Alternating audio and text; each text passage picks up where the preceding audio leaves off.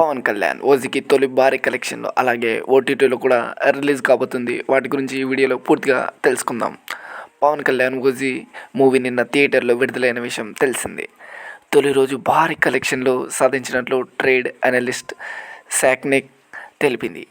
Premieres 20.25 crores కలిపి ఇండియాలో 90.25 కోట్ల నెట్ కలెక్షన్లను వసూలు చేసినట్లు అంచనా వేసింది. తెలుగులో 69.35, తమిళ్లో 18.36, హిందీలో 10.37% ఆక్యుపెన్సీని నమోదైనట్లు పేర్కొంది. ఆల్ టైమ్ రికార్డు ఇండియాలో ప్రీమియర్స్ గ్రాసర్గా నిలిచినట్లు మూవీ టీం తెలిపింది. అలాగే ఓజీ సీక్వెల్పై హింట్ కూడా ఇచ్చారు మూవీలో. అలాగే ఓటీటీలో కూడా రిలీజ్ అనేది ఇప్పుడు అనేది తెలుసుకుందాం. మూవీ మేకర్ చివరిలో హింట్ ఇచ్చినట్లు సినీ వర్గాలు తెలిపాయి. జపాన్ బ్యాక్డ్రాప్లో ఇది ఉన్నట్లు పేర్కొన్నారు. అయితే ఇందులో పవన్ కొనసాగుతారా లేదా అనేది తెలియాల్సింది. అలాగే ఓజీ మూవీ ఓటీటీ హక్కులు నెట్ఫ్లిక్స్లో దక్కించుకుంది. 6 నుంచి 8 వారాల తర్వాత స్ట్రీమింగ్ అయ్యే అవకాశం అయితే ఉంది.